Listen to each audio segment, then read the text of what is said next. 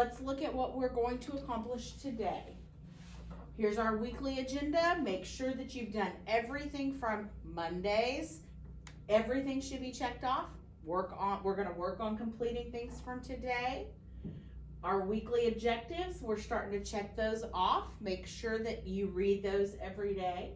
And be sure that you're thinking about our essential question: how do you find courage in the face of fear?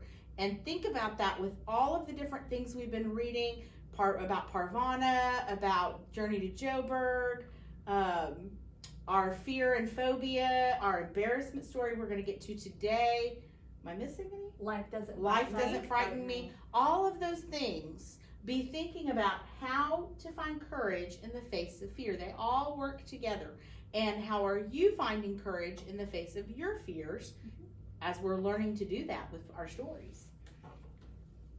And today we're going to take a closer look at synonyms and antonyms, because those can be kind of tricky. So a synonym, that is a word that means the same or similar to the word you're looking at. So if I asked you for a synonym of the word evident, and that's one of our vocabulary words from before, you would list a word that had a same or similar meaning. Ooh, like obvious. Like obvious.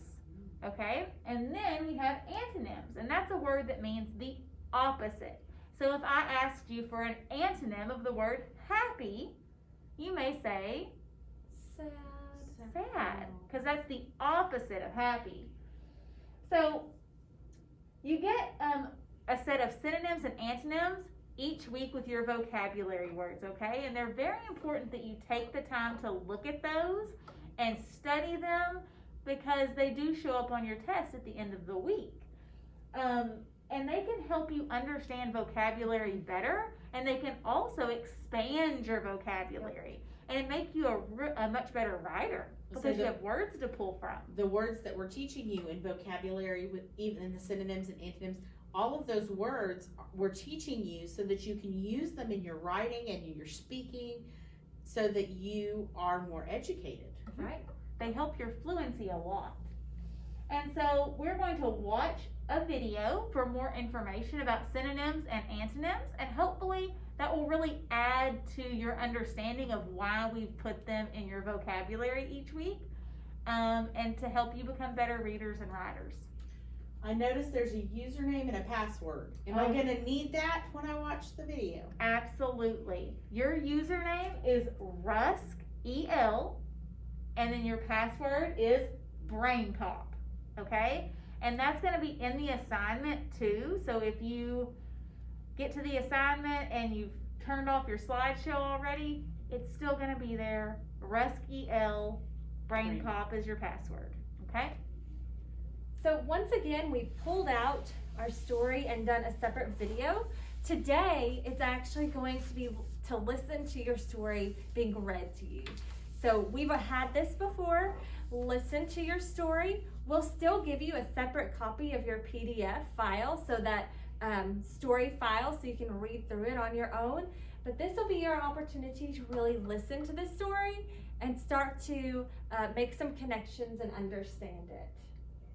And then you'll have your check your understanding questions on Google Classroom. Oh, I think it's time for a Pet break!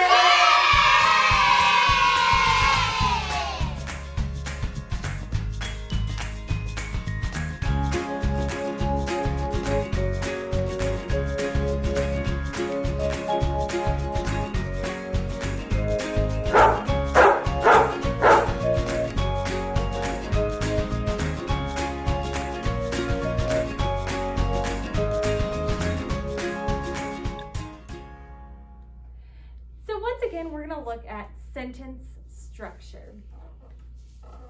Remember, a complete sentence includes 4 things: a subject, a verb, capital letter, and punctuation.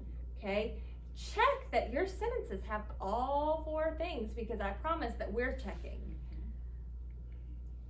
So we're going to correct some errors in Sophia's story. So this is the story that Sophia wrote. Sarah has a dog named Bob, eats a lot. Bob likes to lick Sarah's face. Bob's favorite toy is a blue rope.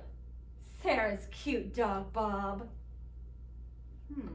I'm noticing that this is a little bit confusing in This some doesn't places. always Yeah. make sense what I'm reading. So let's see. What's wrong with sentence number 1? Sarah has a dog named Bob. Well, I see it has the Has a subject. subject and verb. Has a Sarah verb. has. And I see a period there. So what's wrong? It's missing that fourth thing. A sentence should always start with a capital letter. So the first letter needs to be capitalized. So let's look at sentence number 2. Eats a lot.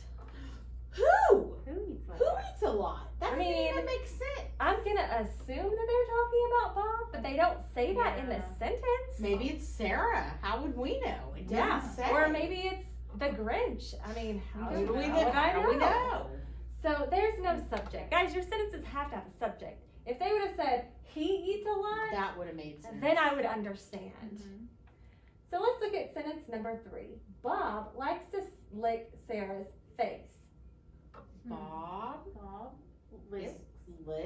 I think it's Bob likes. likes. Oh, likes. Well, that makes Yeah. Bob likes. likes to lick.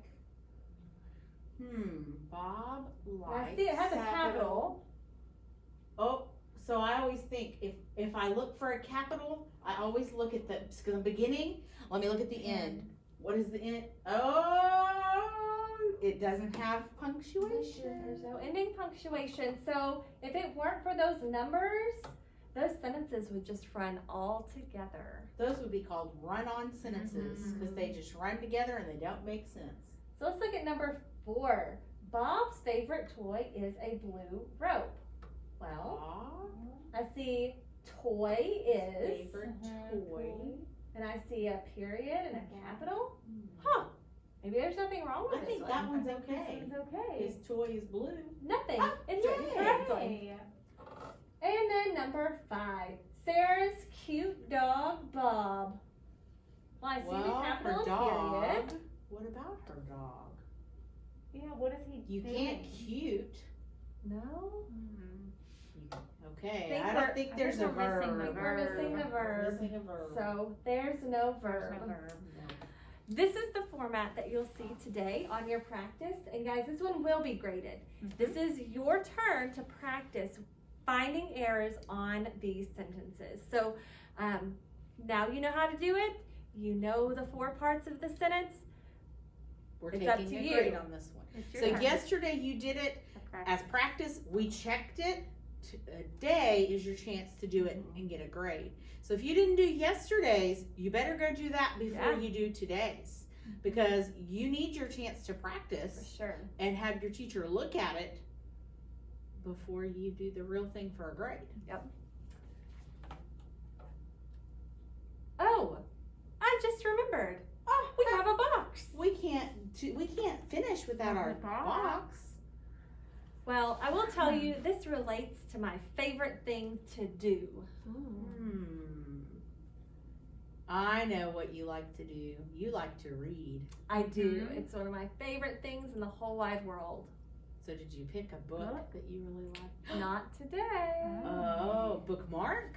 Ooh, I It's like a bookmark. Oh, 2 for And 2. It's a really cute one because it's a mustache. I I must ask you not to do drugs. So Oh, that's cute. I keep this one around because I think it is so cute and it reminds me how much I love to read. Very cool. And That's remember, cute. always use a bookmark. Don't ruin your books with the dog ears. No, always use a bookmark, even if it's just a piece of paper. Yep. All right, guys, mark your Google assignments as done once you have completed these items, and we will see you tomorrow. Bye.